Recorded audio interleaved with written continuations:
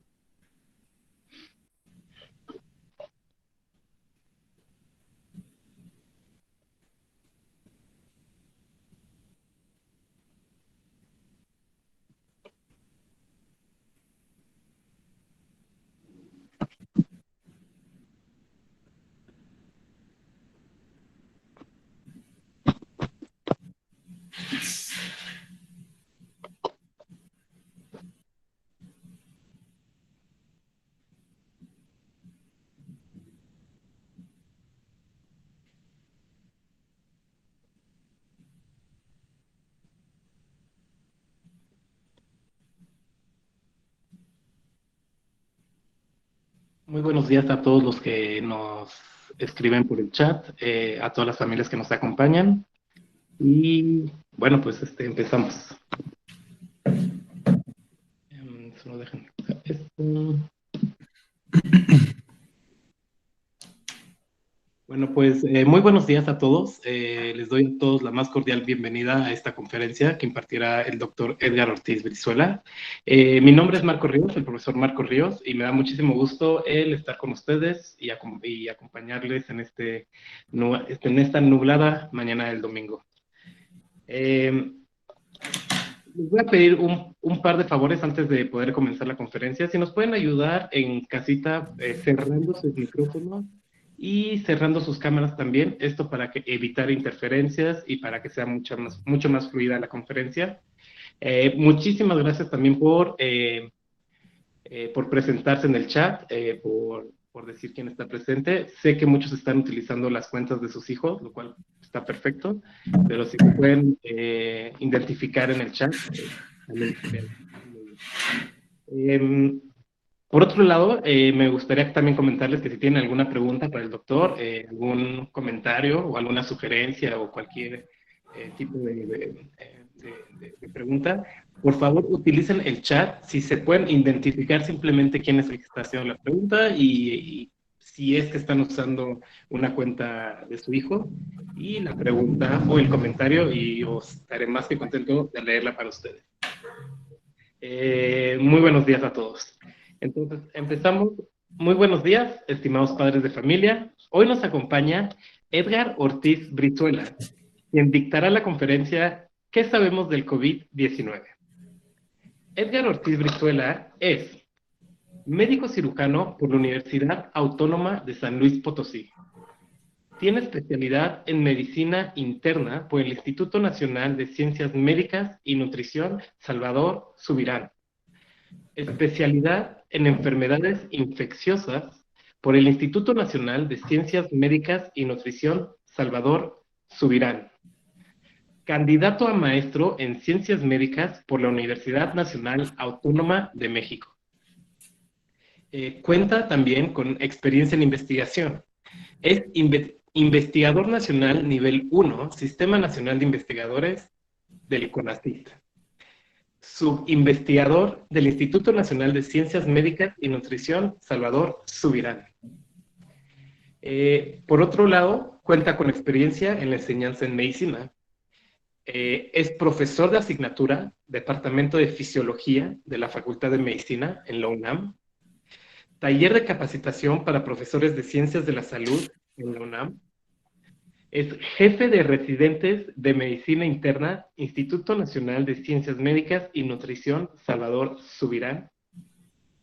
Y como experiencia laboral, actualmente es médico adscrito en la Dirección de Medicina del Instituto Nacional de Ciencias Médicas y Nutrición Salvador Subirán. Doctor Edgar Ortiz Brizuela, bienvenido, muchísimas gracias por acompañarnos y realizar esto. Muchas gracias. Muchas gracias, buenos días. Bueno, vamos a platicar hoy de qué sabemos sobre el COVID-19. Gracias por la presentación. Para empezar, el COVID-19 es el nombre que se le dio a la enfermedad que ocasiona el virus que se llama SARS-CoV-2. Es un nuevo virus, como todos ya saben, lo han visto en las noticias, etcétera. Es algo que no existía, es nuevo. ¿Y de dónde viene su nombre? El nombre de SARS-CoV-2 es de estas palabras que dice síndrome de enfermedad respiratoria aguda severa. CoV es de coronavirus y 2 es pues, porque es el número 2. Esto quiere decir que ya existen otros coronavirus y había uno que causaba la enfermedad de SARS, que como salió este número nuevo se le denominó el 2 y al previo se llamaba 1. Es un virus perteneciente al grupo de los coronavirus y estos virus son unos virus que causan enfermedad tanto en mamíferos y en aves, como lo veremos ahorita. ¿Por qué se le llama coronavirus? Porque como pueden ver en esta imagen que tienen del lado derecho, no sé si alcanzan a ver el cursor, pero en esta imagen que ven del lado derecho, tiene varios piquitos en la superficie del virus que le hacen parecer una corona y por eso se le llama coronavirus. Una disculpa, doctor, perdón por interrumpirle. ¿Podría simplemente como presentar una vez más su presentación? Vaya, porque ahorita lo vemos como muy pequeño. Entonces yo creo que solamente es cuestión de picarle en presentar ahora. ¿Ya sabes? Sí, claro. Perdóneme. Sí, una disculpa. Una disculpa. Déjeme ver. Yo le comento cuando podamos verlo. Bueno, voy a compartir toda la pantalla para que no haya problema. Correcto. Y espero que alcancen a ver bien. Ya, perfecto, mucho mejor. Muchísimo mejor. Disculpa. Una disculpa, doctor, y adelante, gracias. Bueno, pues nos quedamos aquí. ¿Existen más coronavirus que afectan al humano? Sí, hasta la fecha, hasta antes del 2020 se conocían 6 coronavirus que afectaban al humano.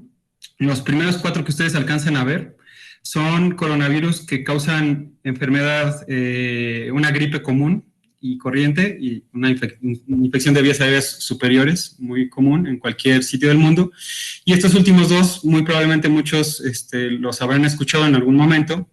SARS y MERS son 2 coronavirus que también se conocieron en su momento con potencial pandémico y con la capacidad de crear una infección muy grave, tan grave como la ocasiona en la actualidad el SARS-CoV-2. Vean, por ejemplo, este es un mapa en el cual muestra la distribución de todos los coronavirus que les estoy comentando. Estos son los 4 primeros, los que causan infecciones de vías aéreas comunes, están distribuidos en todo el mundo. Todavía pueden causar enfermedad. Alguno que otro paciente podría tener un cuadro de infección respiratoria y ser causado no por SARS-CoV-2, sino por alguno de estos coronavirus o alguno de los otros muchísimos virus que existen que ocasionan estos síntomas. Y esta otra imagen es estos otros 2 coronavirus que ocasionaron problemas y que siguen siendo causa de problema en la actualidad, pero no con la gravedad que ha llegado o alcanzado el SARS-CoV-2. Aquí está MERS. MERS sobre todo es en el Medio Oriente, por eso es su nombre. Y SARS-CoV, que era el causante del SARS, fue antes y fue sobre todo en China y con casos reportados en otros países del mundo, pero no con las proporciones que ha alcanzado en la actualidad SARS-CoV-2. Vean, por ejemplo, este es un estudio de las neumonías del Instituto Nacional de Nutrición del 2010 al 2016 y aquí solo les estoy mostrando los virus y estos son todos los virus que se encontraron en las personas que tenían neumonías y se atendían en el instituto. Como pueden ver aquí, ya había ciertos tipos de coronavirus, eran los coronavirus que yo les mostré en la parte superior de las diapositivas anteriores, eran otros. Muy poco frecuente en comparación con otros virus como el de la influenza. Vean, la influenza es muy frecuente, que ya se acerca la temporada de influenza.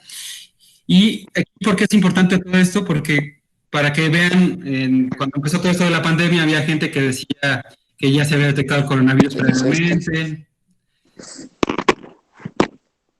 Perdón, que creo que se escucha el audio de alguien más. Pero bueno, que ya se había detectado el coronavirus previamente en otras personas, antes de que empezara lo de la pandemia, pues pero sobre todo esto hacía referencia a otros tipos de coronavirus. Ahora, es muy importante que vean que todas estas infecciones, todos estos tipos de virus, es muy difícil diferenciarlas clínicamente de las causadas por el SARS actualmente, o sea, del COVID-19, en sus etapas iniciales. ¿De dónde viene? ¿Cuál es el origen de todos estos coronavirus? La mayoría de los coronavirus vienen de los murciélagos. Los murciélagos pueden transmitir este tipo de virus a distintos mamíferos, como lo mencioné en las diapositivas iniciales. Y en estos mamíferos, como por ejemplo los camellos, el pangolín, que se le había echado la culpa inicialmente para lo del SARS, etcétera, o las civetas en el SARS en el año 2002, en estos animales que se consideran como hospederos intermediarios pueden juntar distintos virus y mutarse o fusionarse y progresar a crear nuevos virus. Estos nuevos virus en ocasiones tienen la capacidad de infectar al humano, y dependiendo de qué tan fácil se transmiten al humano y en el humano, qué tan fácil el humano lo transmite a otros humanos, pues es el potencial que tiene de que sea pandémico, es decir, de que entre los humanos se contagie y se vaya a otros países, y en la situación que estamos en la actualidad. En el caso específico de SARS, todavía no se sabe si hubo una infección directa, por ejemplo, con un murciélago, como lo pueden ver aquí, o si hay algún hospedador intermediario que fue el que transmitió el virus a los humanos. Todo lo que se sabe es que muy probablemente todo vino, como ya han escuchado, del mercado de Wuhan, que es un mercado de comida del mar, donde venden muchas especies exóticas y se predispone mucho al desarrollo de este tipo de nuevas cepas virales y por lo tanto de potencial pandémico. O sea, hasta la fecha todavía no se sabe de dónde viene. Posteriormente se sabrá y se hablará al respecto.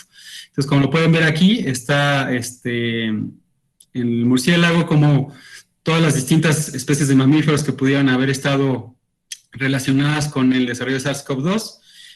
Incluso se habla de que pudo haber sido por contagio de alimentos. Recuerden que es un mercado de alimentos del mar, o contacto directo con todas estas especies, o directamente con el murciélago, y se pudo haber infectado el humano, y posterior a ello, dada la facilidad que tiene SARS-CoV-2 de transmitirse entre humanos, pues estamos en la situación actual.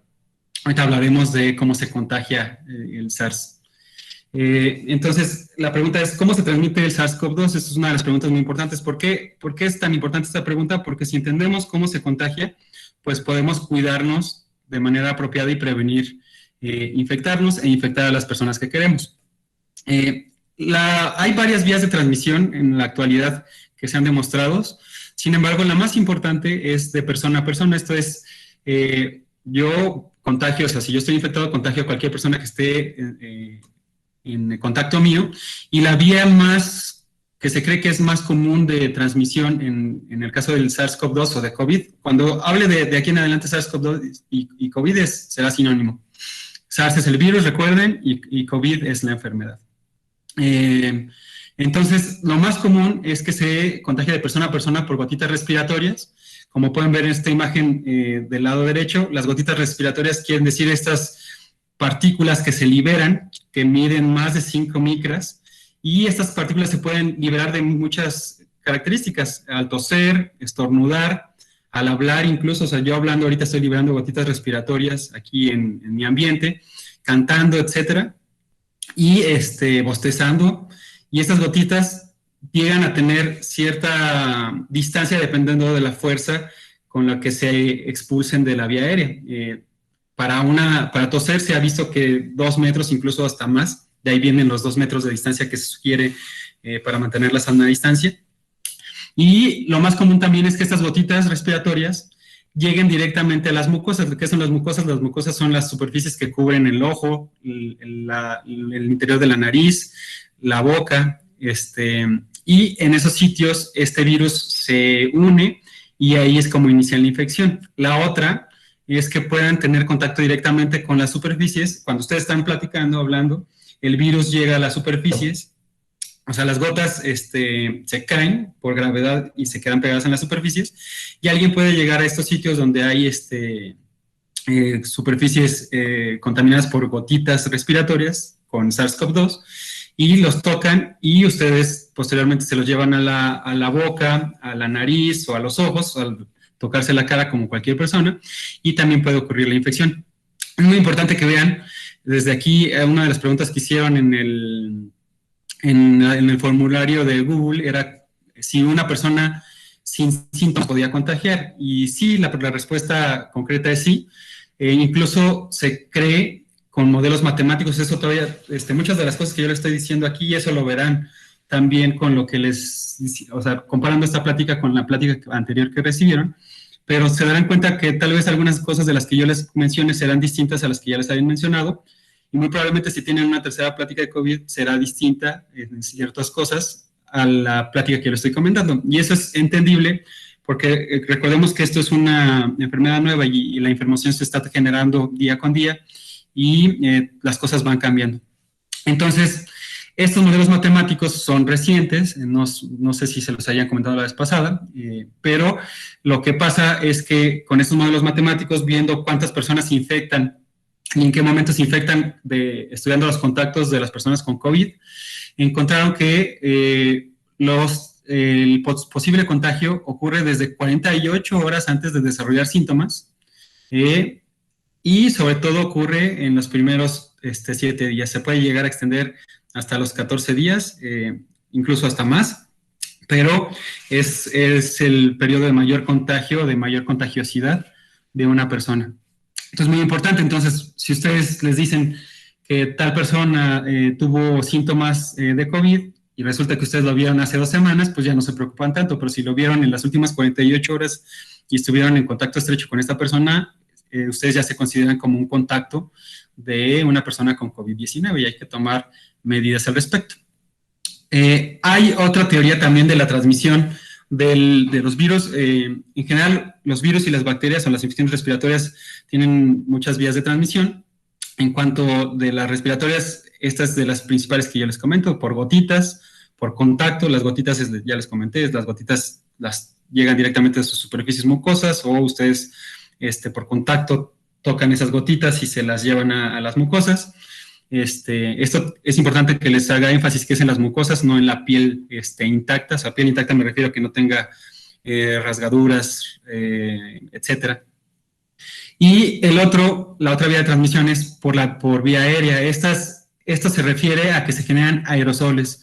Los aerosoles son estas partículas que alcanzan a ver en el lado derecho de la diapositiva, que son menos de 5 micras, y al ser tan ligeras y tan pequeñas, la característica principal de estas partículas es que pueden durar mucho tiempo en el aire antes de llegar a tocar el suelo.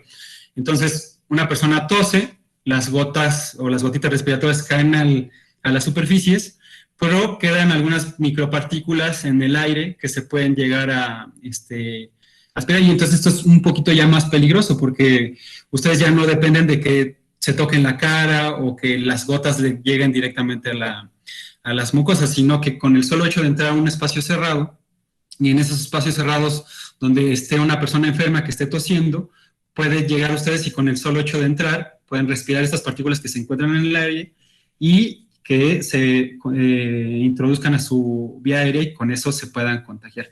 Se cree en la actualidad que esta vía de transmisión es mucho menos importante en comparación de las gotas respiratorias, pero sí es algo preocupante y algo que se tiene que tomar en cuenta. Entonces, ¿cómo evitar esta vía de transmisión? Hablaremos ya de las medidas de precaución, pero para evitarla, pues hay que hacer que el aire se limpie, y para hacer que el aire se limpie, pues hay que estar en lugares donde se encuentren bien ventilados, que el aire se esté recambiando, etcétera. Esto es de lo más importante. Y obviamente, pues, que las personas que estén con síntomas no estén ahí en esos sitios. Esto es, por ejemplo, muy importante para personas cuando están en mucho tiempo juntos en espacios cerrados, por ejemplo, digamos un avión. Entonces, si están en un avión y les toca que una persona esté enferma ahí y está generando estas partículas respiratorias, y resulta que esta persona no trae cubrebocas o está tosiendo, y ustedes tampoco traen cubrebocas, pues pueden estar aspirando estas partículas pequeñas infectadas. Ahora también es importante decir de que no hay evidencia de transmisión, no hay evidencia de transmisión vía fecal oral, o sea que una persona con las manos contaminadas de heces después de ir al baño no se limpia bien las manos y después de eso prepara alimentos otra persona consume los alimentos, no hay hasta la fecha evidencia de que se pueda transmitir el SARS de esta vía, tampoco por vía sanguínea, los alimentos ya los comenté tampoco. Y el contacto directo con una piel no sana. Ahora, ¿qué pasa con los animales? Los animales en realidad no se sabe. Como les comenté en las diapositivas iniciales, se sabe que el SARS puede infectar muchos mamíferos y en cuanto a los animales que nos podrían preocupar son los de caza, se ha visto que el SARS puede infectar tanto a perros como gatos. En los perros se ha demostrado infecciones asintomáticas y en los gatos se han demostrado infecciones incluso sintomáticas. Sin embargo, no se ha demostrado que haya infecciones de los animales de caza hacia el humano.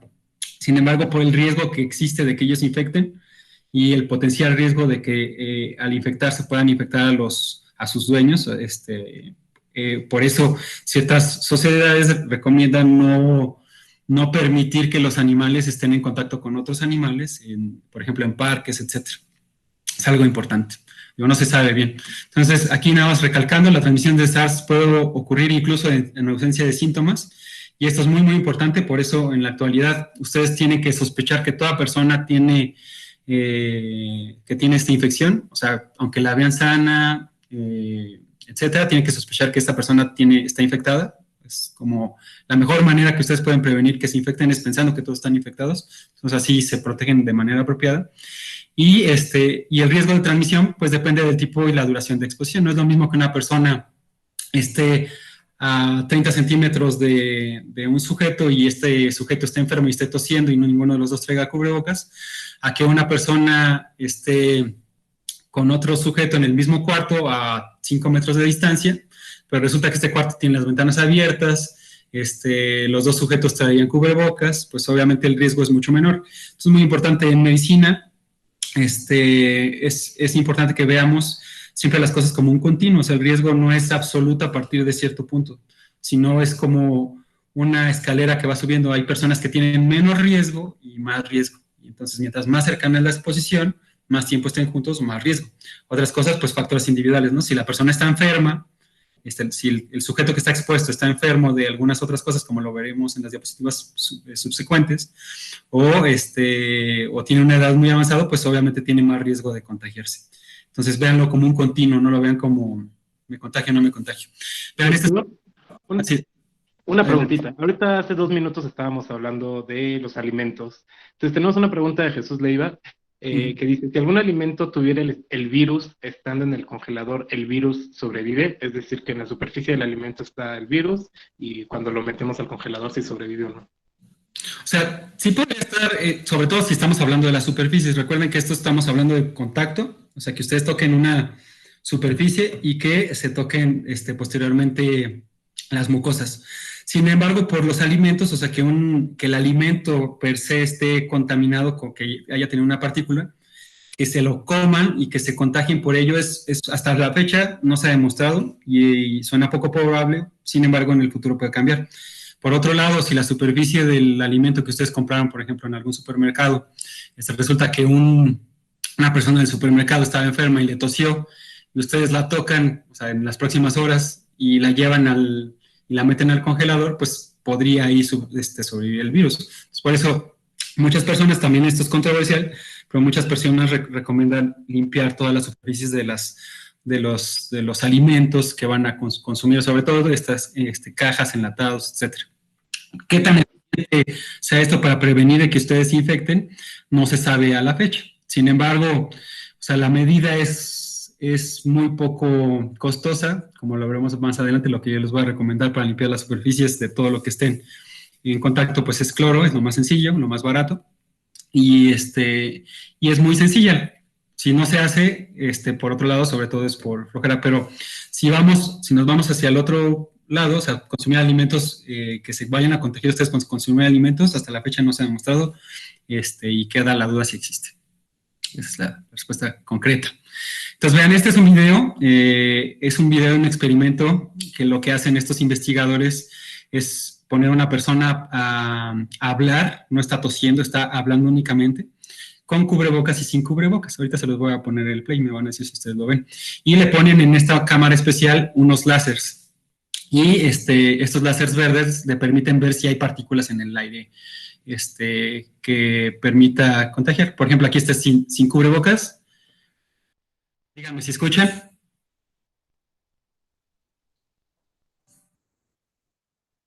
No, no se escucha, doctor. Bueno, no se escucha. Entonces la persona lo que le está diciendo es, di algo, stay healthy.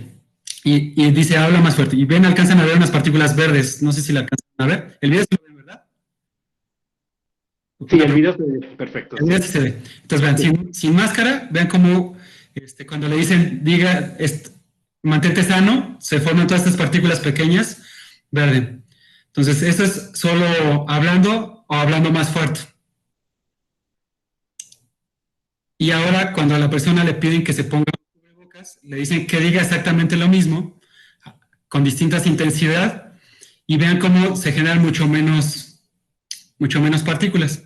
Entonces, la moraleja de este video es que si ustedes usan cubrebocas, la principal función del cubrebocas, además de protegerlos, va a ser proteger a los demás. Ustedes, como lo comentamos más adelante, hay muchas personas que tienen infección asintomática. Por ejemplo, yo podría tener ahorita infección y no saberlo, y muchas personas de las que están ahorita en la sesión podría tener alguna infección y no saberlo.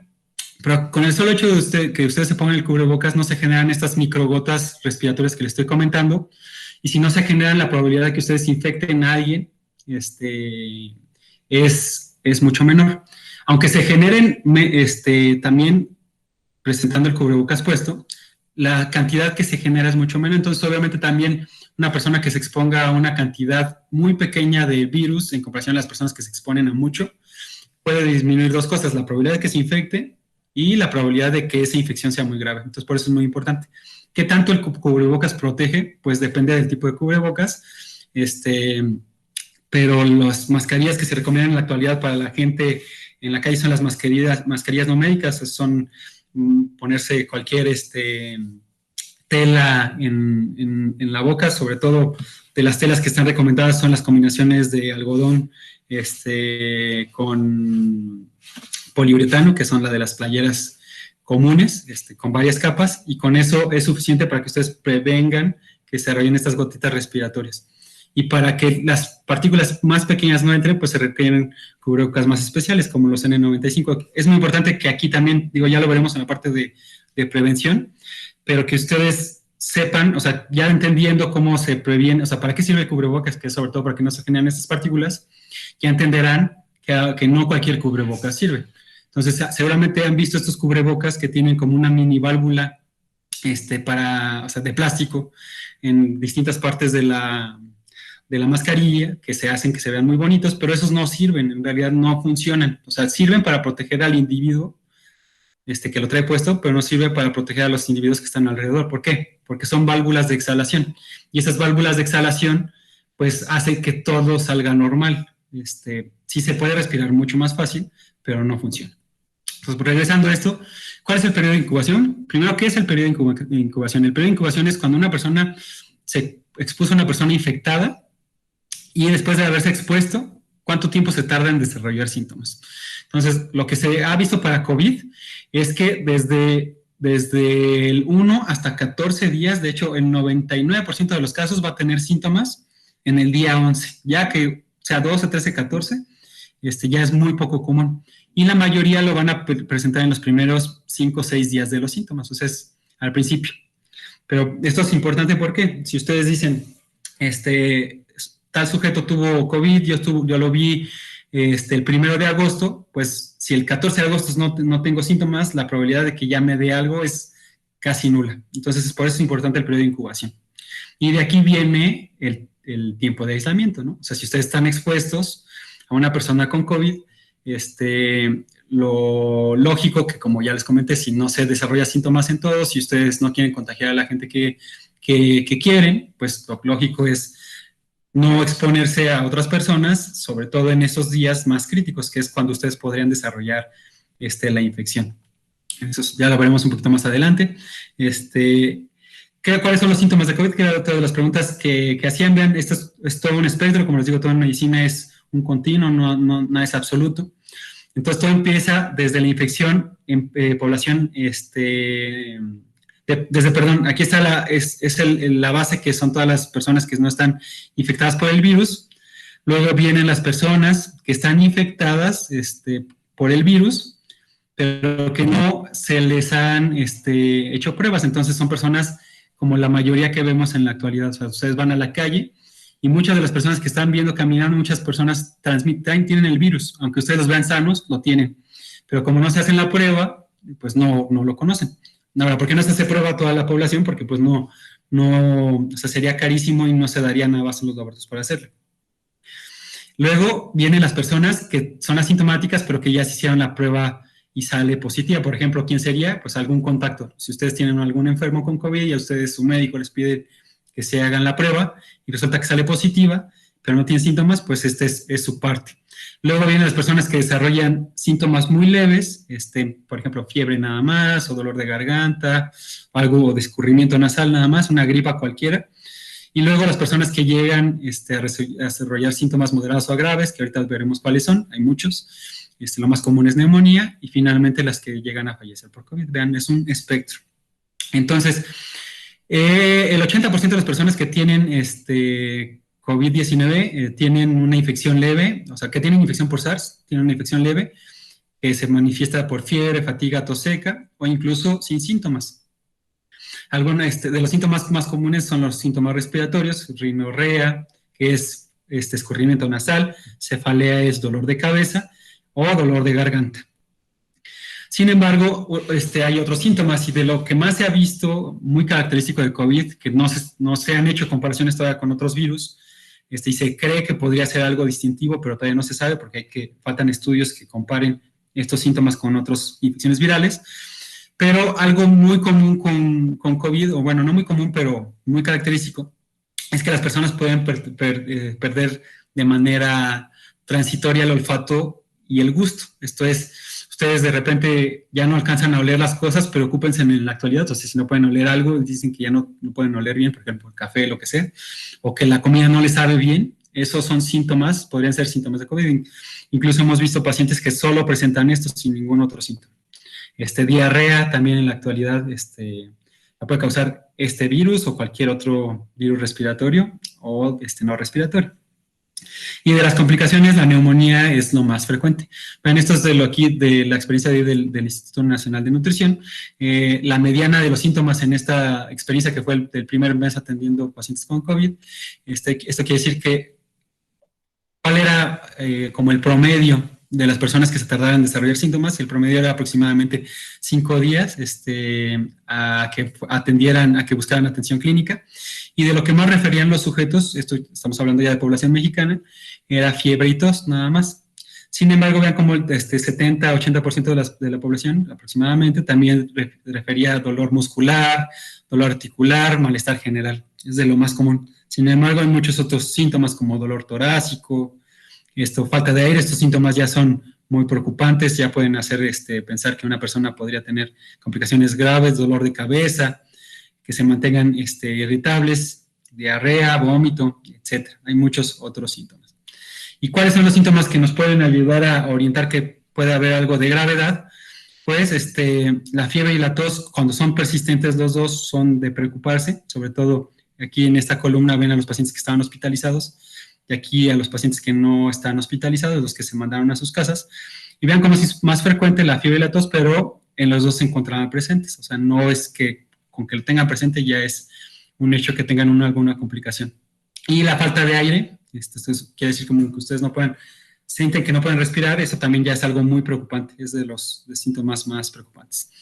Otro dato clínico que seguramente tal vez muchos no lo conocían antes de todo esto, pero en la actualidad ya es muy accesible y ya todos lo vemos, y esto es un aparato que se llama oxímetro. Ahí me preguntaban también en las preguntas del Google Forms qué tan útil es el oxímetro, y pues es muy útil. En la actualidad se conoce ya como el quinto signo vital. Es tan importante como tomar la presión arterial, como tomar la temperatura, la frecuencia cardíaca.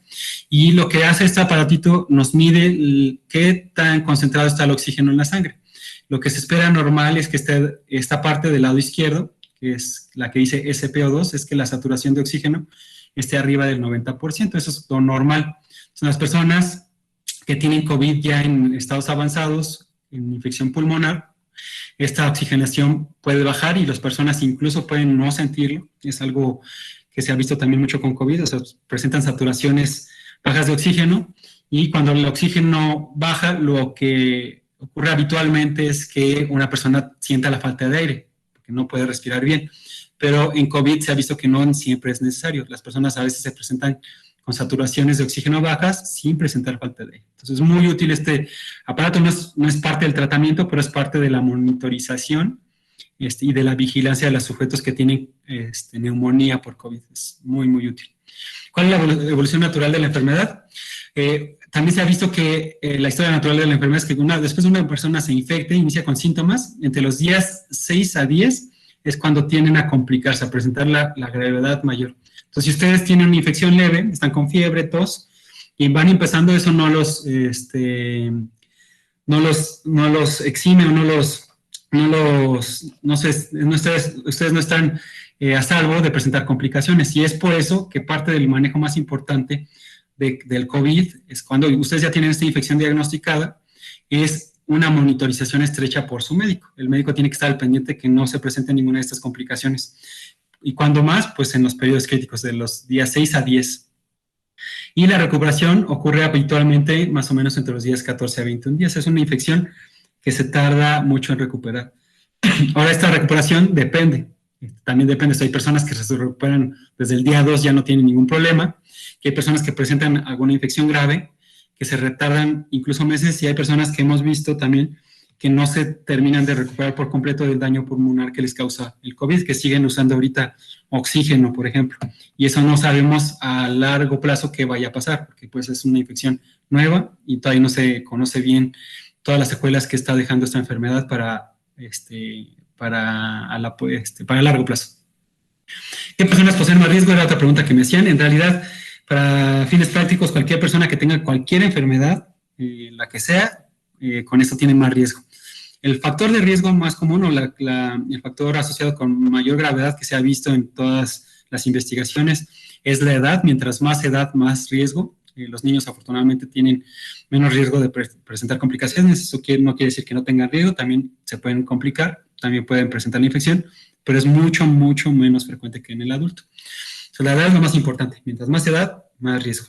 Y en cuanto a enfermedades, aquí les pongo esta fuente de la CDC, cómo ponen el riesgo de presentar complicaciones de acuerdo a cada enfermedad. Vea como asma tiene 1.5 veces más riesgo que una persona que no tiene asma, hipertensión 3 veces más riesgo que una persona que no tiene hipertensión, obesidad, este es un índice de masa corporal más de 30, tiene 3 veces más riesgo. ¿Qué es un índice de masa corporal? Es una medición que utilizamos los médicos para ver, para hacer el diagnóstico de obesidad, y se saca muy fácil. Lo único que tienen que hacer es dividir el peso entre la talla y dividir ese resultado otra vez entre la talla. Es la manera más sencilla de calcularlo. Por ejemplo, si una persona pesa 90 kilos y mide 160, y eso lo vuelven a dividir entre 160, el resultado le sale 0.0035. Eso quiere decir que esa persona tiene 35 de índice de masa corporal. Lo normal es que el índice de masa corporal esté abajo de 25. Estamos hablando de obesidad. De 25 a 30 se considera sobrepeso, de 30 para arriba es obesidad. Es una persona que tenga este índice de masa corporal tiene mucho riesgo. ¿Por qué hago tanto énfasis en esto? Porque en México la prevalencia de sobrepeso y obesidad juntas es alrededor del 70%. Esto quiere decir que 7 de cada 10 mexicanos tenemos sobrepeso y obesidad. Entonces es importante que ustedes se revisen eso para ver qué tanto riesgo tienen de presentar complicaciones. Y es algo que se puede corregir a tiempo. O sea, antes de que nos pueda dar la infección, pues si podemos corregir este factor de riesgo es muy importante. Diabetes también se asocia a complicaciones 3 veces más que una persona que no tenga. Enfermedad renal crónica, Aquí vuelve otra vez obesidad, pero aquí la ponen como obesidad grave. O sea, esto es con un índice de masa corporal arriba de 40. Que tengan 2 o más condiciones de las anteriores mencionadas, o 3 o más condiciones, es obviamente más el riesgo. Mientras más condiciones tengan, ustedes vayan acumulando, más riesgo. Obviamente aquí hay muchas condiciones que no son tan frecuentes, pero les repito que con cualquier enfermedad que ustedes tengan de base, ya con eso pueden considerar que tienen un riesgo superior al que si fueran una persona sin ninguna enfermedad. Y esto también es muy importante recalcar, a pesar de que la enfermedad grave ocurre predominantemente en personas de edad avanzada o con enfermedades subyacentes, esta se puede presentar en individuos sanos con cualquier edad, y eso lo hemos visto muchas veces en el hospital. Hay personas jóvenes que no tienen ni sobrepeso ni obesidad, que son muy poquitos casos, pero que llegan a presentar complicaciones graves e incluso fallecer, sin tener ninguna comorbilidad que les predisponga. Entonces, todos estamos en riesgo. Hay personas que tienen más riesgo que otros. ¿Qué complicaciones se pueden desarrollar? Pues hay muchas. En el corazón, miocarditis es que el corazón se inflame, infartos, trastornos del ritmo, arritmias del corazón, que les falle la función del corazón. Trombóticas, esto quiere decir que se hagan trombos en la sangre, en el pulmón, en las piernas, incluso embolias, o EBC se llaman, es el término médico, embolias cerebrales. Hay personas que se inflaman mucho su cuerpo por el COVID, esto es que el COVID les causa una inflamación muy grave. El COVID, cuando llega al cuerpo, el cuerpo tiende a protegerse contra el COVID, pero a veces se inflama además, y esta inflamación muy exagerada es algo peligroso para el sujeto, y eso es parte de lo que explica las complicaciones tan graves pulmonares de las personas con COVID, y otras incluso. Hay personas que han presentado falla renal o complicaciones neurológicas. Vean, estas imágenes son algunas lesiones en piel. Se pueden presentar estas lesiones que están aquí arriba a la izquierda, que se parecen como de algunas otras infecciones, etcétera. Entonces, COVID tiene muchas manifestaciones clínicas. Si tienen alguna de este tipo de lesiones, pues también habría que sospechar que podrían tener alguna, que fuera una manifestación de COVID. Esta es otra pregunta. ¿Existe alguna manera de distinguir clínicamente el COVID de otras infecciones respiratorias? La respuesta concreta es no. ¿Me escuchan bien todavía? Bueno. Sí, todo bien, doctor. Sí. Perfecto. Es que se escuchaba un ruido raro, pero bueno, ya no. ¿Existe alguna manera de distinguir clínicamente COVID de otras infecciones respiratorias? La respuesta no. ¿Por qué es tan importante esta pregunta? Porque ya se acerca el invierno, que es cuando se presentan mucho las infecciones respiratorias, y van a llegar otros virus respiratorios como influenza, etcétera, y eso va a ser algo complejo. De hecho, no sabemos qué vaya a pasar, cómo vayan a interactuar estos dos virus en nuestro país, en todo el mundo, en los sitios donde sea la temporada de influenza, pero en esos momentos ustedes van a poder presentar una infección por SARS-CoV-2 o por influenza, y va a ser difícil o casi imposible distinguirlos. Esto puede cambiar después ya cuando haya más estudios, pero la respuesta concreta ahorita es no. Incluso ahorita hay personas que presentan infecciones respiratorias, pensamos que es COVID y resulta que no era COVID, es alguna bacteria, algún otro virus respiratorio. Entonces, ¿cómo se hace el diagnóstico? El diagnóstico se hace, básicamente, hay 3 maneras principales. La primera se llama así, pruebas de amplificación de ácidos nucleicos. Los ácidos nucleicos son el contenido de las células, en este caso estamos hablando del virus, pero de las células en el humano, que contienen la información para poder tener un funcionamiento celular apropiado.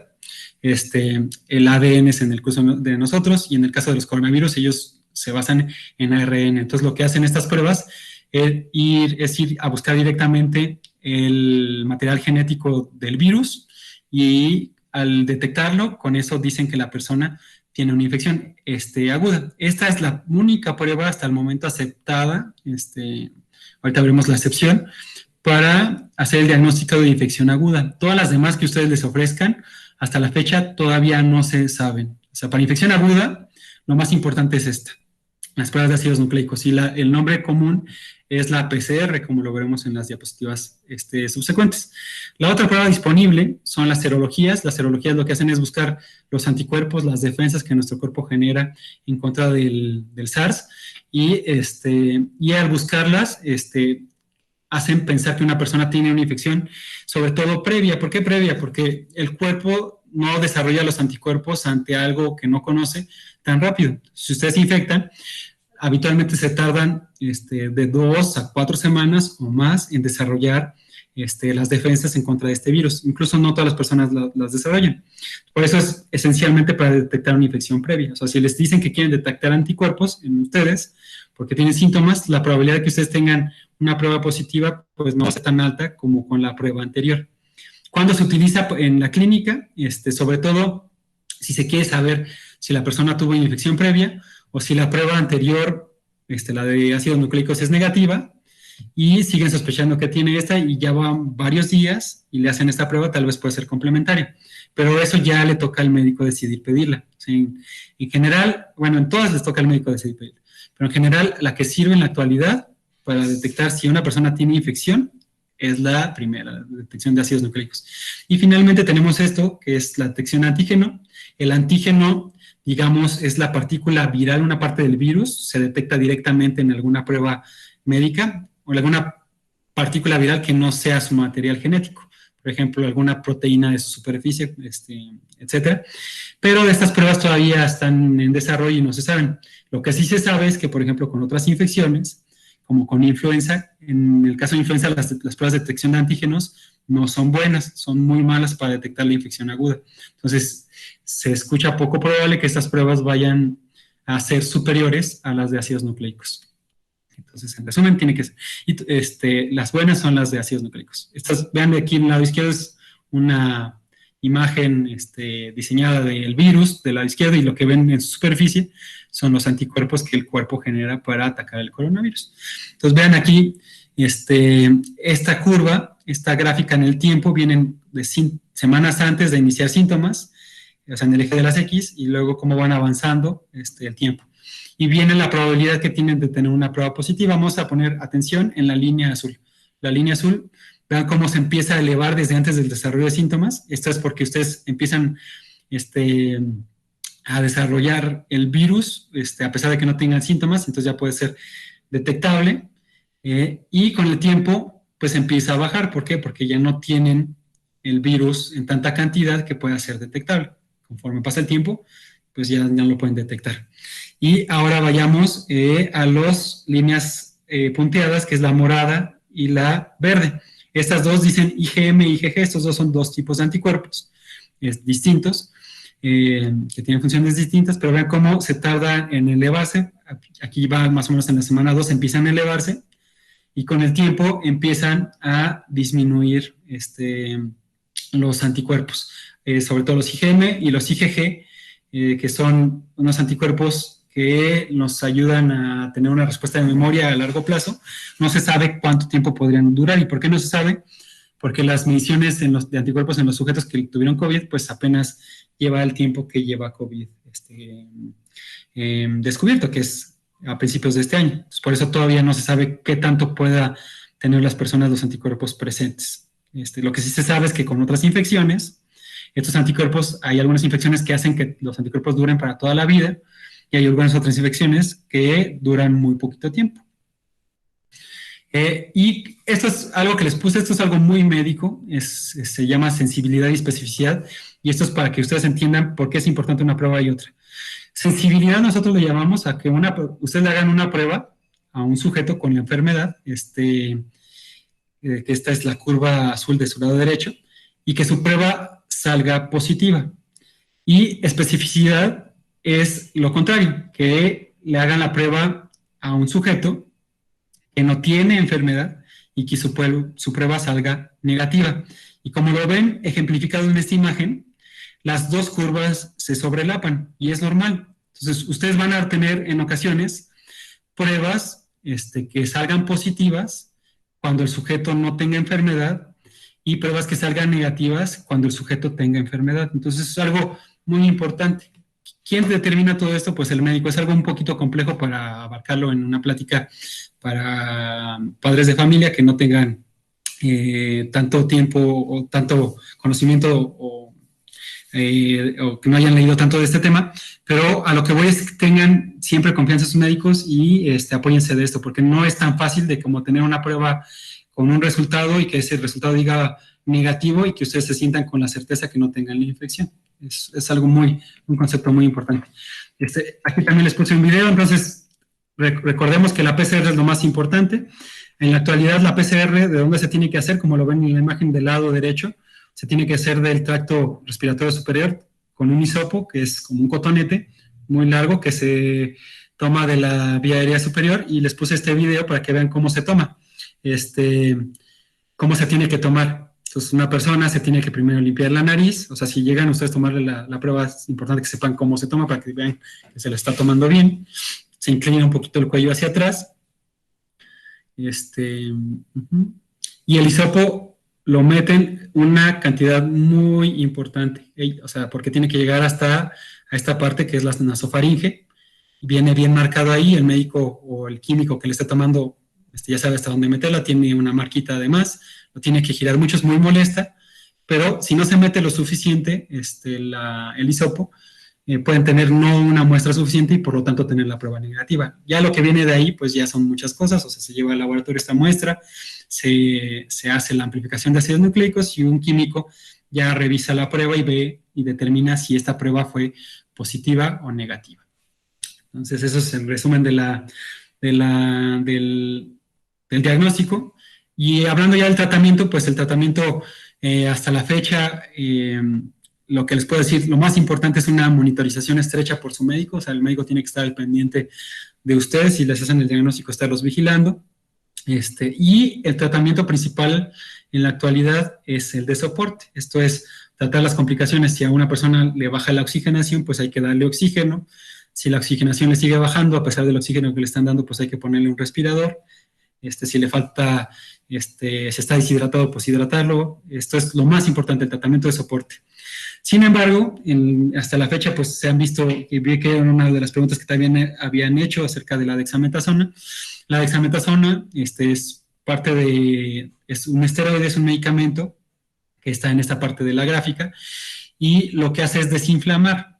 ¿Y a quién hay que desinflamar? Pues a las personas que ya tienen complicaciones. O sea, la dexametasona la tiene que hacer un médico, e idealmente en el entorno hospitalario. De manera ambulatoria, pues solo algunos médicos podrían llegarlo a usar y con una vigilancia muy estrecha, pero solo en ciertas personas. Esto es, ustedes no tienen que comprar este medicamento, es un medicamento muy barato y estarlo autoadministrando, porque es un medicamento que no va en contra del virus, va en contra de la respuesta del cuerpo en contra del virus. Y como les dije en las diapositivas anteriores, a veces las personas tienen una respuesta extrema en contra del virus, y al tener esta respuesta extrema les hace daño al cuerpo, y eso es cuando entra aquí en función el medicamento. Por lo tanto, no debe de autoadministrarse. Yo les recomiendo que solo puede ser recomendado con médicos con experiencia en esto, idealmente médicos internistas, infectólogos, neumólogos. Todos los demás tendría serias sospechas acerca de que lo estén indicando de manera apropiada. Obviamente hay sus excepciones, pero sí les recomiendo que se asistan de personas que tengan experiencia en esto. Y antivirales, pues hasta la fecha el único antiviral que se ha demostrado que podría tener actividad contra este virus es el Remdesivir. Todavía no se sabe bien a ciencia cierta, han salido estudios que han dicho que sí, muy buenos estudios, pero también hay uno que otro estudio que ha salido que no son tan eficaces, entonces hay que esperar un poquito más. Sin embargo, las sociedades internacionales recomiendan que sí se utilice este tipo de medicamentos, pero el problema es que en México, por ejemplo, ahorita no hay, y en otros lugares es muy, muy caro el tratamiento.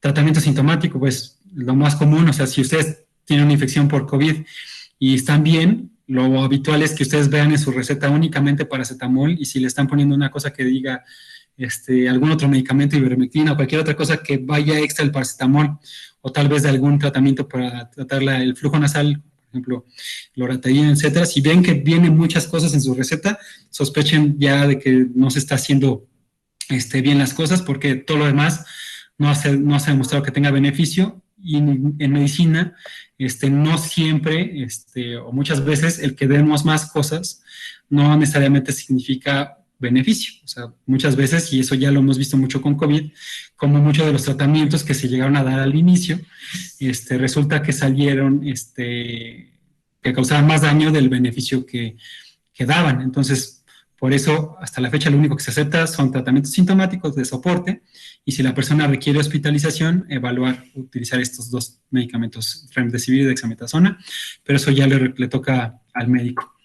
Esta se me movió un poquito, pero es un resumen breve de las pruebas de diagnóstico. Aquí viene prácticamente todo lo que les acabo de comentar de las pruebas diagnósticas.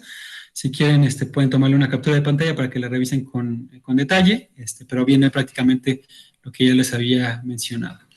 ¿Y cómo se previene el COVID? Pues, si ustedes ya nos quedó muy claro cómo se transmite, pues entonces es evitar esta transmisión con distintas medidas. Lo más importante, pues, aquí dice estar en casa si tiene síntomas, incluso si no tenemos síntomas y no tenemos nada que estar haciendo en la calle, pues no estar en la calle. ¿Por qué? Pues al que ustedes vayan a estar en la calle van a estar expuestos a mucha gente. No saben, ustedes no pueden controlar el ambiente. Cuando estén en la calle puede llegar una persona a acercarse mucho y toserles o empezar a platicar y esa persona no tiene cubrebocas. Entonces, si no tiene que estar en la calle, idealmente pues estar en casa ahorita.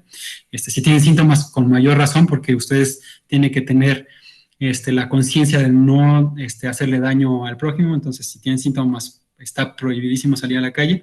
Mantener la distancia de persona que tenga infección, y como les mencioné hace ratito, ¿quién vamos a sospechar que tiene infección? Pues cualquier sujeto que veamos en la calle, que no conozcamos, incluso que conozcamos, tenemos que sospechar que están infectados. ¿Y qué tanta distancia?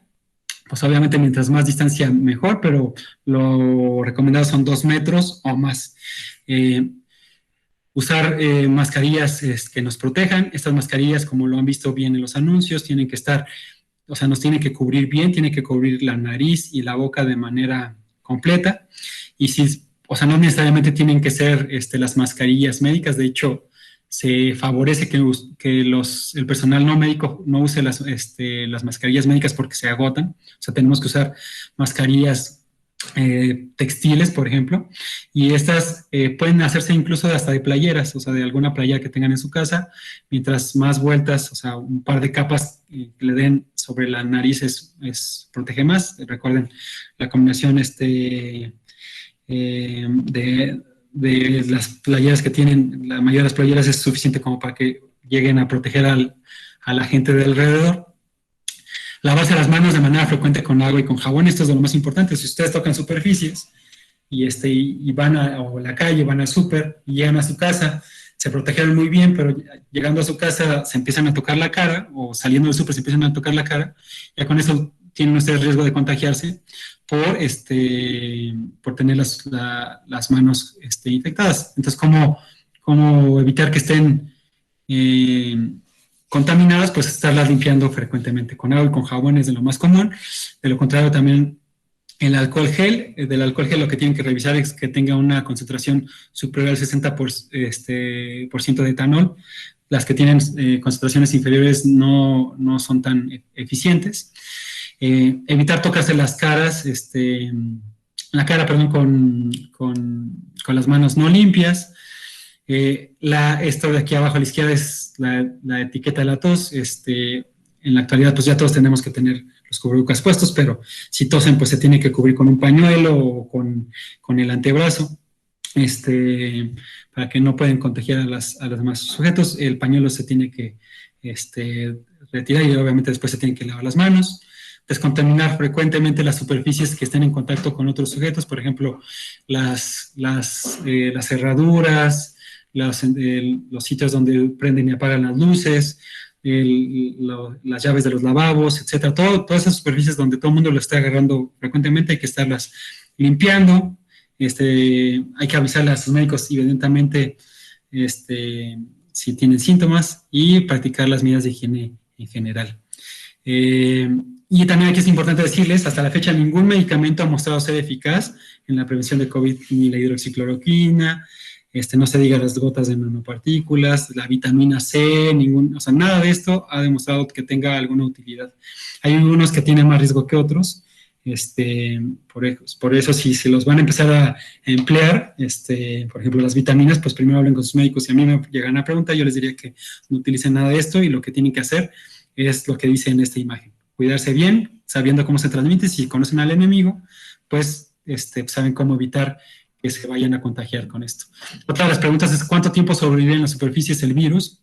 No se sabe todavía a ciencia cierta. Hay algunas investigaciones, por ejemplo, esta es una del New England, es una revista médica muy importante, donde intentan ver con algunos experimentos y de esos experimentos los modelan con ecuaciones matemáticas para ver cuánto podría llegar a sobrevivir en las distintas superficies y vean cómo, por ejemplo, en el cobre puede llegar a vivir hasta 20 horas, en el cartón hasta 40 horas, en el acero inoxidable hasta 80 horas y en el plástico hasta 80 horas.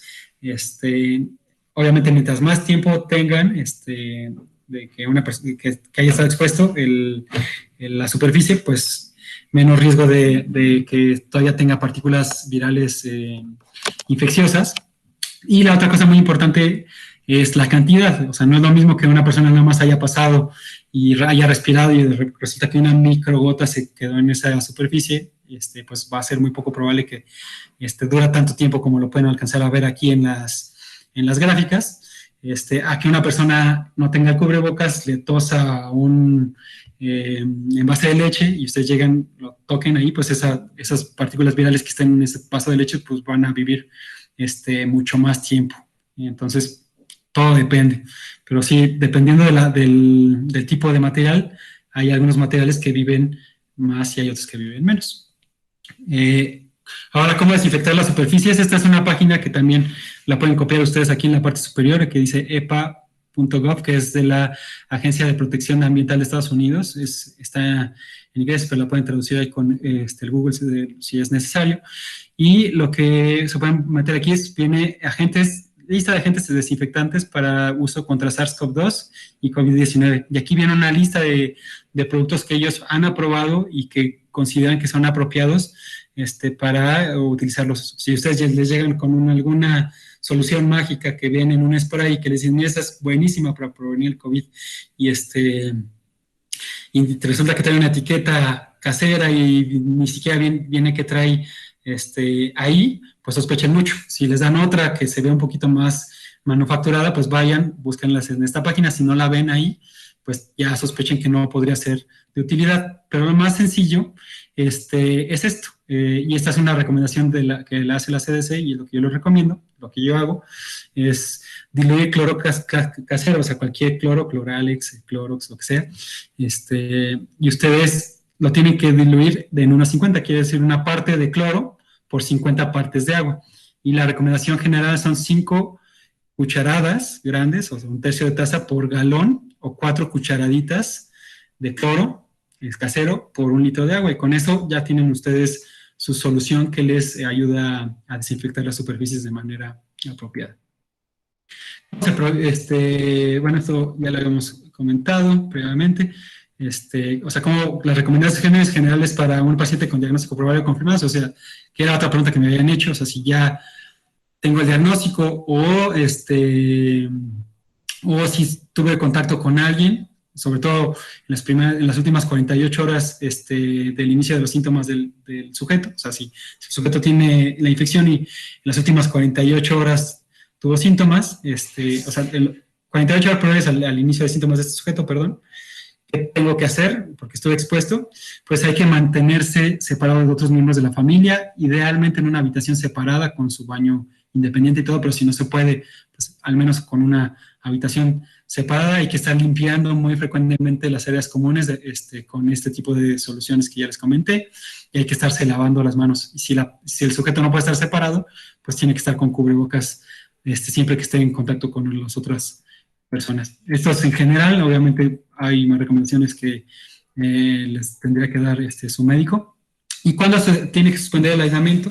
También es algo controversial en la actualidad, pero las recomendaciones a nivel internacional son de que si la persona ya pasaron más de 10 días o más desde que inició los síntomas, o si esta persona no tuvo síntomas pero tuvo una prueba positiva, o sea, desde que se hizo la prueba, y que además tenga más de un día sin fiebre, sin uso de medicamentos para que se le quite la fiebre, obviamente, y que todos sus síntomas vayan mejorando, todos estos, o sea, se tienen que cumplir todas estas condiciones para que ya puedan decirle a esa persona ya se suspende el aislamiento y puede retomar sus actividades, cuidándose obviamente con todo lo anterior.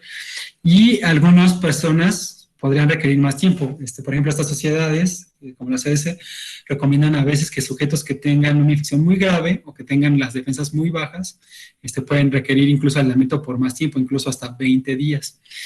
Lo que sí es que ya no se recomienda, al principio sí se hacía mucho, porque incluso las sociedades internacionales recomendaban, pero ya no se recomienda, es que se repitan las pruebas para tomar esta decisión. O sea, la PCR se hace nada más para el diagnóstico y ya no es necesario volver a hacer la PCR, nada más es para hacer el diagnóstico, pero para decidir suspender las precauciones ya no es necesario.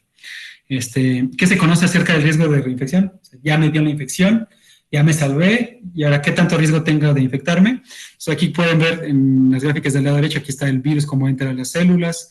Después de eso, todas estas son nuestras células de las defensas y anticuerpos que se generan para combatirlo. Entonces, todas estas todo este armamentario que tiene el cuerpo para combatir el SARS es lo que nos llega a proteger del riesgo teórico de que haya una reinfección. Entonces, ¿existe el riesgo de reinfección? Hasta la fecha se cree que sí, pero es incierto. En realidad no hay estudios que lo hayan demostrado a ciencia cierta. ¿Y por qué?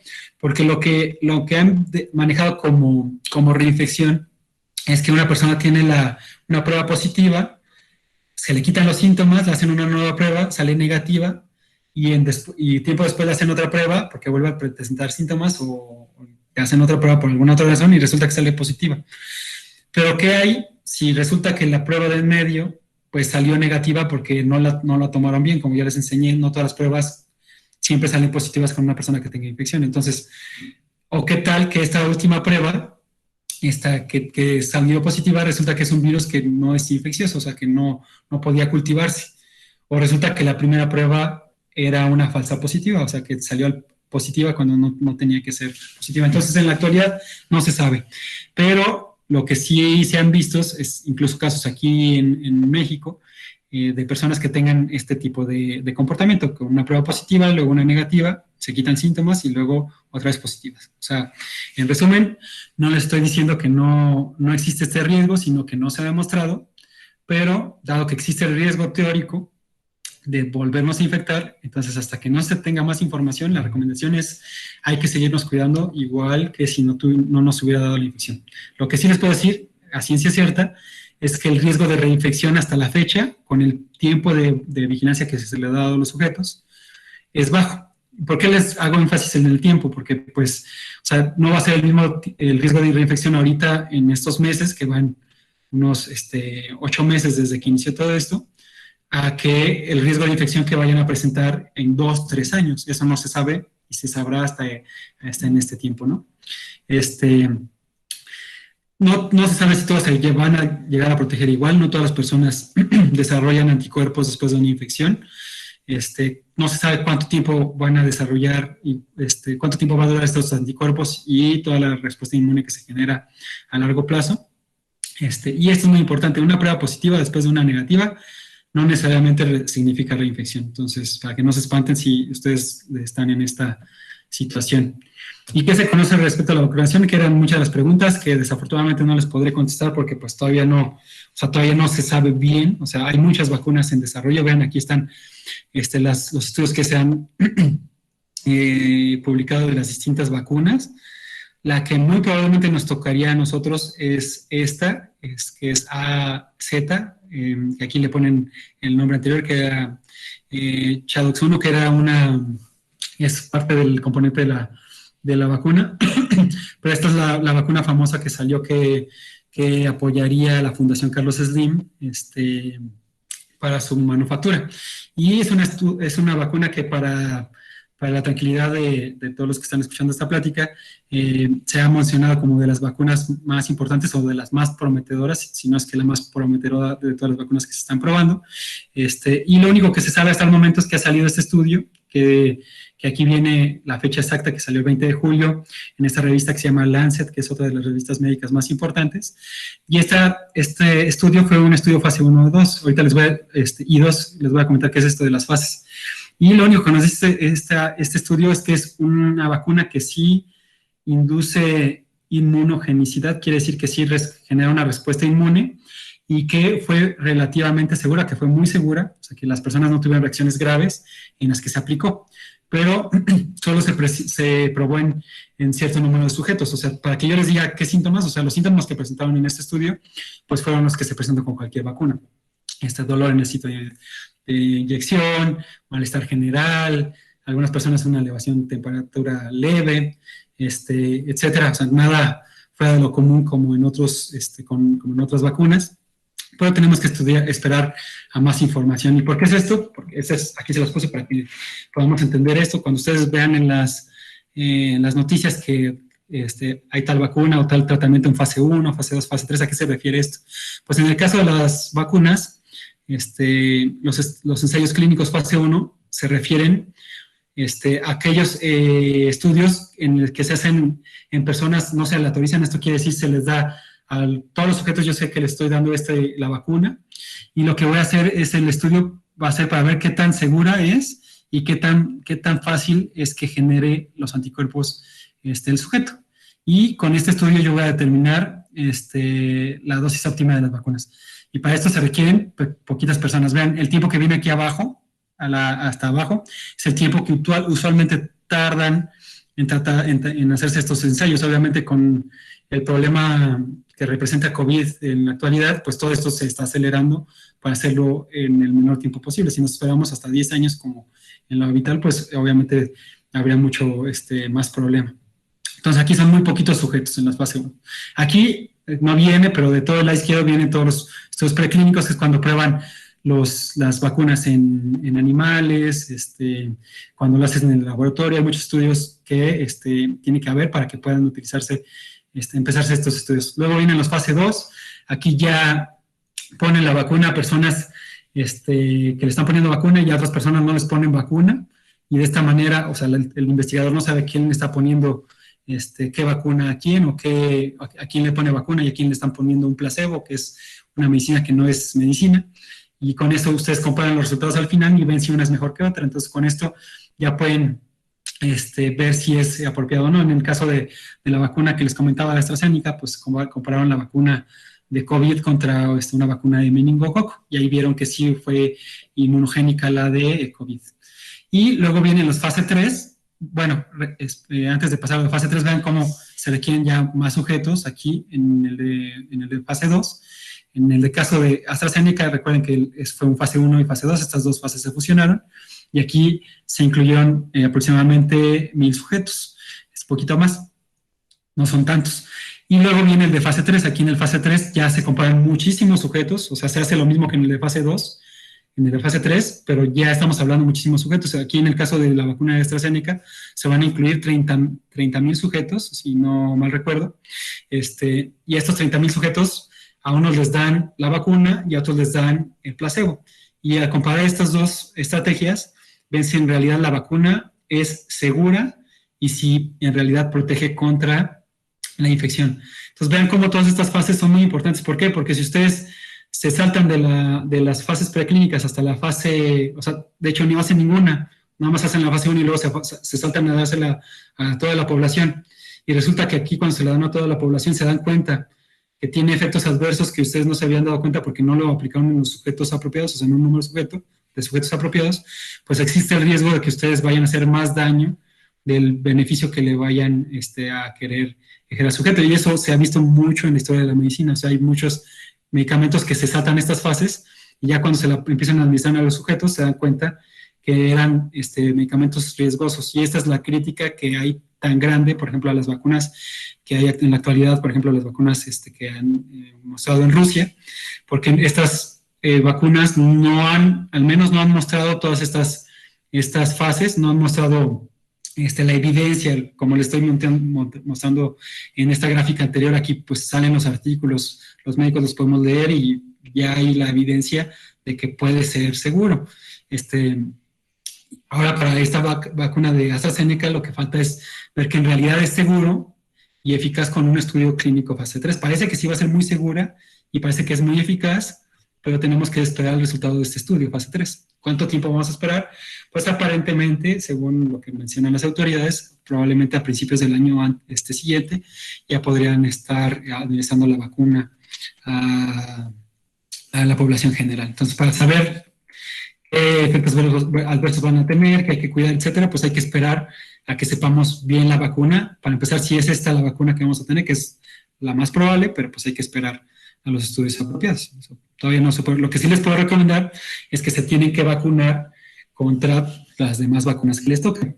¿Qué vacunas les tocan? Pues hay que platicarlo con sus médicos, pero la que nos toca ahorita, que ya muy pronto va a empezar a ver, es la influenza estacional, que es otra infección viral muy peligrosa, y no sabemos cómo se vaya a comportar con lo de COVID. Incluso podrían potenciar la infección una de otra, o sea, podría haber coinfecciones por los dos virus. Eso no lo sabremos hasta después.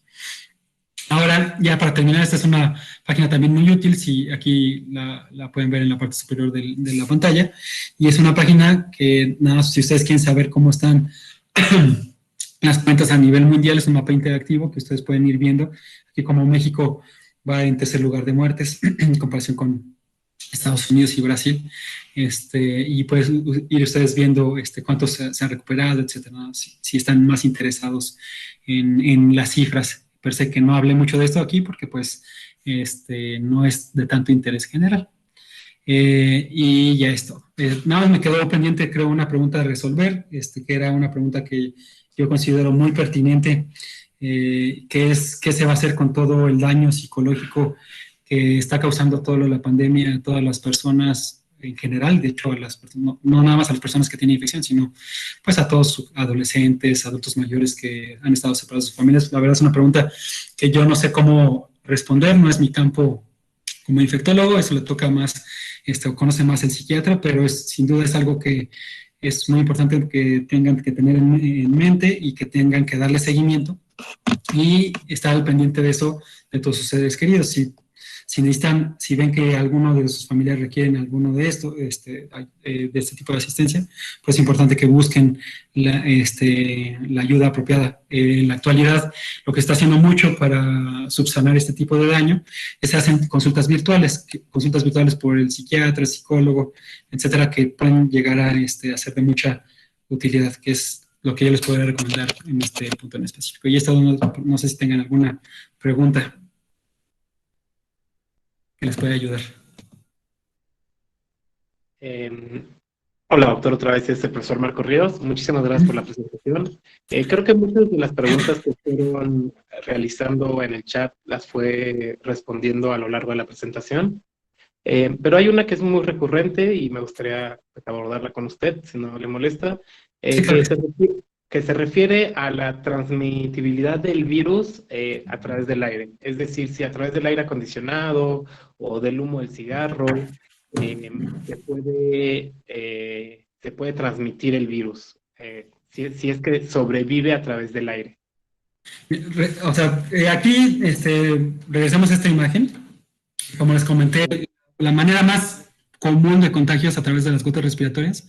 Sin embargo, existe evidencia indirecta, o sea, no hay evidencia directa, no sé, para que haya evidencia directa se tiene que ver que el virus en realidad se transmitió por el aire, por estas micropartículas chiquititas que ven aquí en el lado derecho de la gráfica, que se llaman aerosoles, de transmisión entre personas y personas. Entonces, sí existe, o sea, parece que sí hay riesgo de transmisión por vía aérea, pero que no es lo más frecuente. Entonces, ¿cómo evitar esto? O sea, ¿cómo evitar que ustedes puedan llegar a contagiarse de esta manera? O sea, para empezar, pues estar en lugares donde no estén los sujetos mucho tiempo, y estos lugares tienen que estar ventilados de maneras especiales. O sea, la respuesta concreta es sí existe el riesgo de transmisión, se cree que sí existe el riesgo de transmisión a través del aire.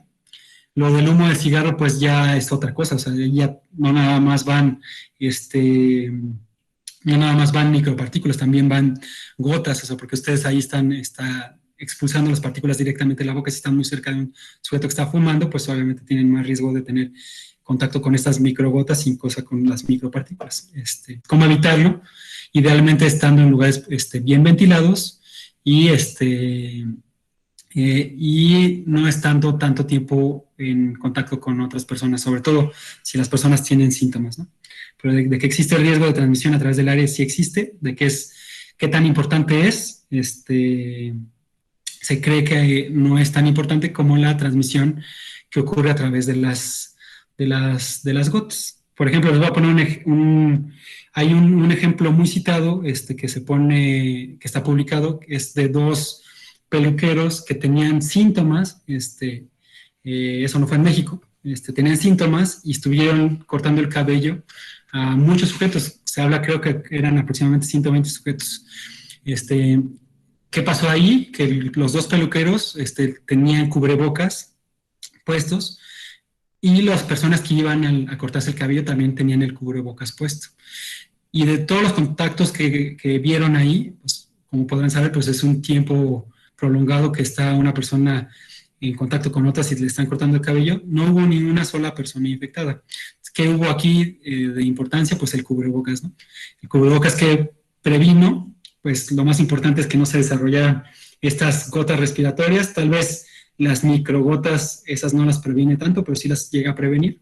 Y la protección del sujeto, o sea, de las personas que le están cortando el cabello al ponerse el cubrebocas, es menor en comparación con el beneficio que tienen de no contagiar a otras personas, pero existe. O sea, quiere decir que si una persona tiene el cubrebocas puesto, también se encuentra relativamente protegido de que se infecte por otros sujetos. ¿Qué tanto? Se cree que es menos. O sea, el beneficio real del cubrebocas, el beneficio mayor, es que ustedes no contagien a los demás sujetos. Y el beneficio menor, pero también es beneficio, es que ustedes tengan menos riesgo de contagiarse por otros sujetos. Entonces, ¿qué tienen que hacer para que no haya esta transmisión por el aire?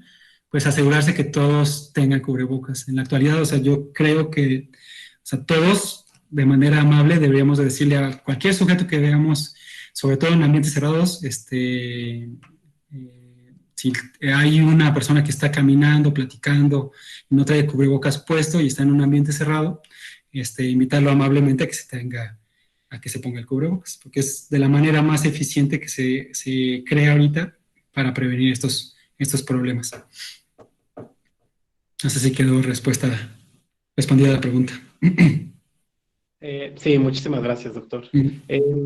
Hay otra pregunta ahorita que estamos hablando sobre el cubrebocas, pero quiero entender que depende mucho del cubrebocas, ¿no? Pero Julie Lima nos pregunta, ¿cuántas veces al día tenemos que cambiar el cubrebocas? Nos tenemos que cambiar el cubrebocas. O sea, no es necesario estarlo cambiando de manera apropiada, hay que lavarlo. No hay un tiempo específico. Lo que sí les puedo recomendar es cuando ustedes salgan a la calle con su cubrebocas, o sea, se lo tienen que poner, recuerden, cubriendo la nariz y la boca, y cuando regresen de la calle y se lo retiren, tienen que considerar como este cubrebocas que está sucio, está contaminado. Idealmente de ahí lo tendrían que limpiar, sería como lo ideal. No siempre se hace. Y también, como es algo que consideran que está contaminado el cubrebocas, si ustedes lo tocan, después de quitarse el cubrebocas, se tienen que limpiar las manos con alcohol gel o lavarse las manos con algo con jabón. Porque si ustedes se quitan el cubrebocas y ahí había una que otra partícula viral contaminada, pues podrían llevársela a los ojos. Entonces sí hay que estarlos idealmente limpiando, pues si salen a la calle y estuvieron expuestos a otras personas, regresar a la casa, lavarlo si es de tela, recuerde siempre quitárselo, limpiarse sus manos, lavarlo, el cubrebocas, el otro, pues desecharlo, y ya, es como el cuidado apropiado. De los otros cubrebocas, eso depende del tipo de cubrebocas, ¿no? Estamos hablando de los cubrebocas que son lavables, etc. De los cubrebocas, lo más que les puedo recomendar, entonces les repito, no usar los cubrebocas que tengan válvula. Esos no sirven. O sea, si tienen alguno de ellos, ya no lo utilicen, consigan cubrebocas de otro tipo. Y lo más eficiente para todos que estemos en la calle, pues, es usar cubrebocas de tela, es porque esos se pueden lavar, se pueden estar utilizando. N95, las mascarillas quirúrgicas, todas estas le tocan al médico o al personal de salud en general, enfermeras, químicos, afanadores, etcétera, utilizarlos. A todos los demás les toca utilizar los de tela y les repito, o sea, no es porque hay que proteger más a los médicos, no, o sea, incluso la tela con estas, o sea, en doble capa y lo de las playeras, como les comentaba, pueden tener la misma protección que los cubrebocas, que las mascarillas quirúrgicas, y lo más importante es que son igual de buenas para prevenir el desarrollo de estas micropartículas, como ustedes lo vieron en el video que les comenté. Entonces, muy importante usarlo. No tiene que tener válvula y siempre lo tiene que mantener con una higiene apropiada, que es como el resumen de lo que les comenté ahorita. Muchísimas gracias. Un par de preguntas más. Hablando de la prueba PCR, ¿qué grado de efectividad tiene la prueba PCR para detectar el virus? Esto depende, igual si regresamos a la diapositiva les voy a regresar. ¿Qué tan buena es para detectar el virus? Depende de varias cosas. La primera, vamos a ver aquí, pues de qué también se toma la muestra. Si ustedes les meten el hisopo nada más a la nariz y no llegan a tomar la muestra bien a la nasofaringe, pues obviamente el hisopo no va a llevar mucho virus. Entonces, si no hay virus que detectar, pues no va a ser buena. Nos pasamos al siguiente punto. La prueba. Hay distintas PCRs, o sea, no es lo mismo hacerse la PCR en un lugar calificado como algún instituto nacional de salud, como nutrición, el INER, etcétera, que hacérsela en algún laboratorio que no tenga la validación apropiada para hacer esta prueba. Si la prueba no es buena, pues no va a ser tan buena para detectar la infección. Y la otra es qué tanto virus haya. Mientras más temprano de la infección estén ustedes, pues más virus va a haber y va a ser más eficiente para detectar la infección. Si ustedes se tardan 2 semanas en hacerle la prueba, pues la probabilidad va a ser menor de detectar la infección. Por eso les estoy insistiendo en esto, porque es muy importante que comprendamos a la medicina no como un absoluto. Entonces, si yo les quiero decir una cifra, les puedo decir que aproximadamente el 80% de los sujetos que tienen síntomas pueden tener la prueba positiva. Esto cambia dependiendo de la prueba, dependiendo del tiempo de la infección, dependiendo de la gravedad de la infección. En general como el 80%, pero todo esto varía mucho. Una persona que no tenga síntomas va a tener menos probabilidad de tener una prueba positiva, a pesar de que tenga la infección. No sé si quede respondida la pregunta. Sí, muchísimas gracias, doctor. O si no, pueden igual seguir comentando en el chat, padres de familia. Otra pregunta. También muy importante, perdón, si les interrumpo, o sea, no el 100% de las personas con la infección va a tener la prueba positiva. Eso es algo que nos tiene que quedar claro. No todos vamos a tener la prueba positiva, incluso que tengan neumonía. Escucha. Entonces, Salguero Racing nos pregunta, ¿sirve poner en el aire algún tipo de spray como para desinfectar? Me quiero imaginar. Lo mejor que, pues, o sea, lo que les recomiendo para mantener el aire limpio es recambiarlo, porque no hay ningún tipo de descontaminación. O sea, todos estos sitios donde ven que liberan químicos en el aire y todo esto, o sea, no va a ser lo más apropiado. Y esto ya se ha visto incluso con otras infecciones, por ejemplo, con tuberculosis. De lo más útil que hay que hacer es mantener el recambio del aire, o sea, estar sacando el aire todo el tiempo, mantener las ventanas abiertas, que todo el tiempo esté cambiándose, que el aire lleve solo una dirección, etcétera. Eso es lo más importante. O sea, no hay que no hay que utilizar ningún descontaminante en el aire más que mantener todo abierto. Si llegan, por ejemplo, a ir a un restaurante, que yo les recomendaría hacerlo con precaución, y si llegan a hacerlo, pues es preferir los lugares donde estén abiertos, ¿no? O sea, si van a un restaurante, vayan mejor a la terraza, donde están separados de otras personas, o estén en lugares cercanos de las ventanas, que es donde van a tener más recambio de aire y menos riesgo de contagiarse por estas vías. Muchas gracias, doctor. Otra pregunta que nos hacen es, bueno, ¿cuáles son los cubrebocas más recomendados para niños? Lo repito igual para, o sea, para todos, en general para la población general, o sea, los cubrebocas lo mejor que hay que utilizar son los hechos de tela, o sea, los de tela en general, porque esos se pueden estar lavando de manera frecuente, cada que ustedes salgan, regresan a la casa, lo pueden estar limpiando de manera apropiada, y todos los demás cubrebocas, pues son desechables, ¿no? Por eso es lo más apropiado que utilicen este tipo de cubrebocas. Si todos trajéramos este tipo de cubrebocas, sería muy difícil, sería mucho menos probable la transmisión de la enfermedad, como lo hemos visto actualmente. Si ustedes van a la calle van a ver mucha gente que trae cubrebocas, pero muchas personas no lo traen. Entonces ya con esas personas que no lo traigan, la eficacia de esta medida pues se disminuye. O sea, en realidad con que traigan cualquier tipo de cubrebocas hechos de tela en general, ya con eso es suficiente para que, para que los protejan y para que ustedes protejan a los demás. Estas mascarillas se llaman mascarillas no médicas, es el nombre común. Muy bien, muchas gracias. Y por último, es una pregunta que nos repitieron dos personas. ¿Qué tan adecuado es adoptar o comprar en este momento un gato, un perro o alguna mascota, me imagino? O sea, no hay ningún, o sea, les comento lo mismo, ¿no? O sea, se ha demostrado que los perros y los gatos se pueden infectar, los gatos tener síntomas, los perros no. Y existe el riesgo teórico de como con los perros se pueden infectar, podrían contagiar a sus amos. Entonces, se pueden hacer de manera apropiada. Yo les recomendaría que si una persona va a adoptar un perro o un gato, pues se cercioren que la persona que lo tenía no tenga síntomas de enfermedad, que esta persona que lo adopte pues sea una persona de muy bajo riesgo de presentar complicaciones en general.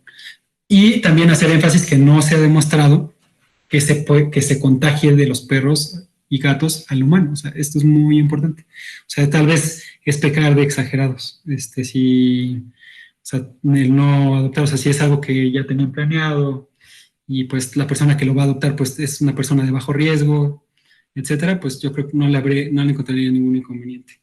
Y nada más aquí voy a hacer una corrección de lo que he dicho hace rato. El material de los cubrebocas es propileno, es polipropileno con algodón.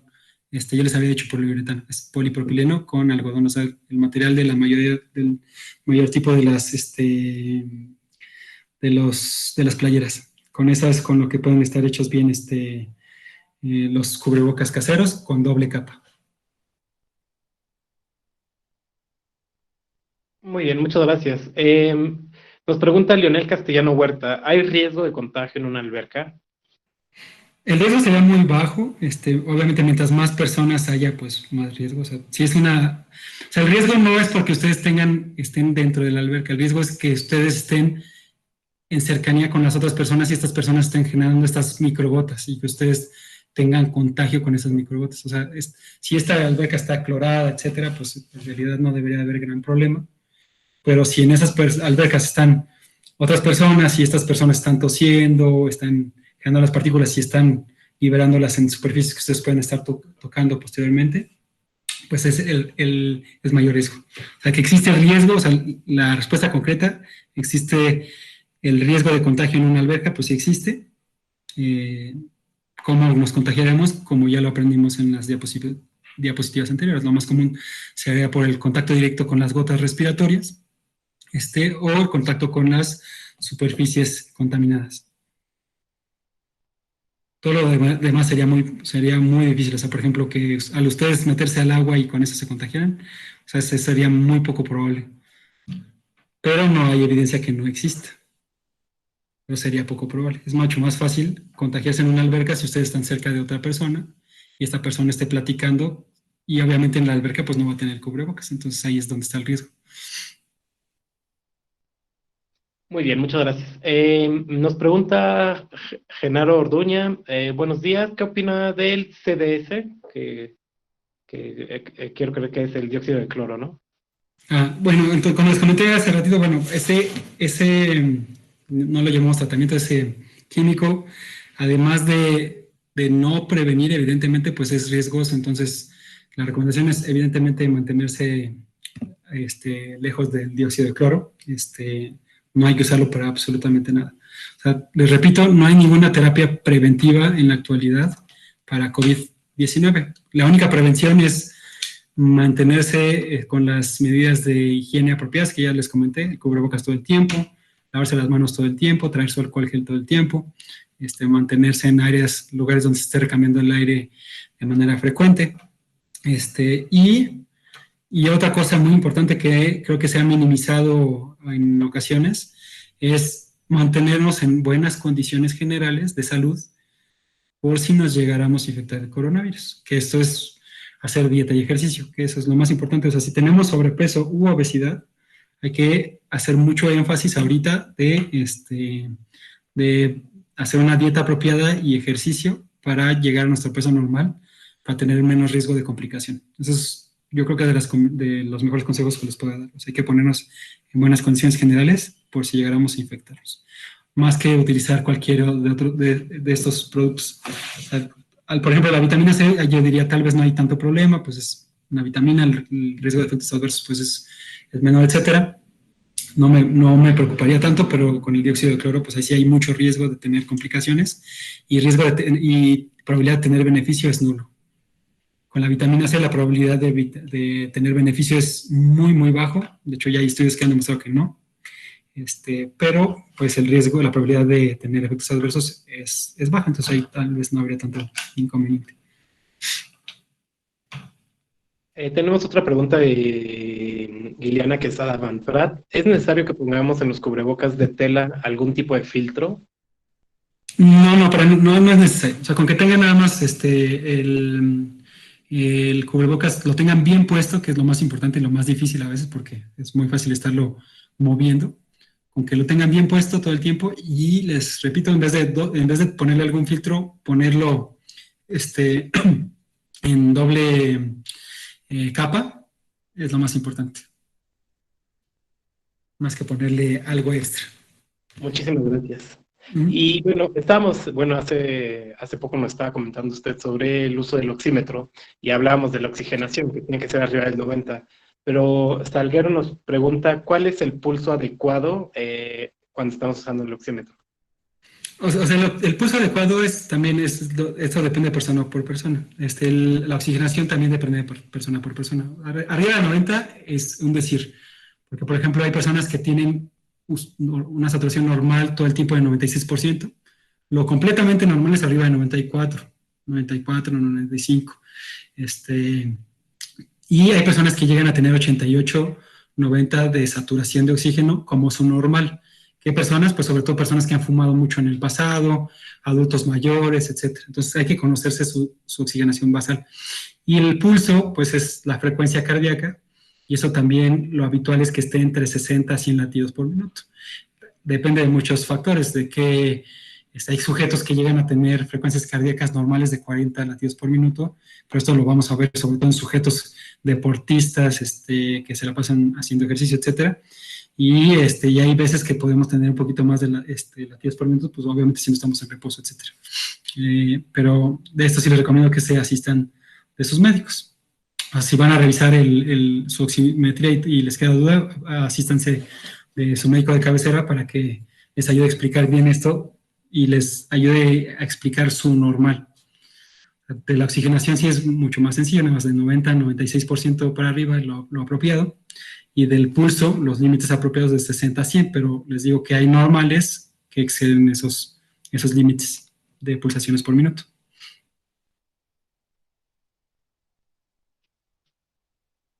Muy bien, pues muchísimas gracias otra vez, doctor. Creo que por el momento hemos respondido todas las inquietudes y preguntas de los padres de familia. Les regalamos un par de segundos más por si tienen alguna otra pregunta. Y pues muchísimas gracias, doctor, por la presentación y también como por resolver nuestras dudas.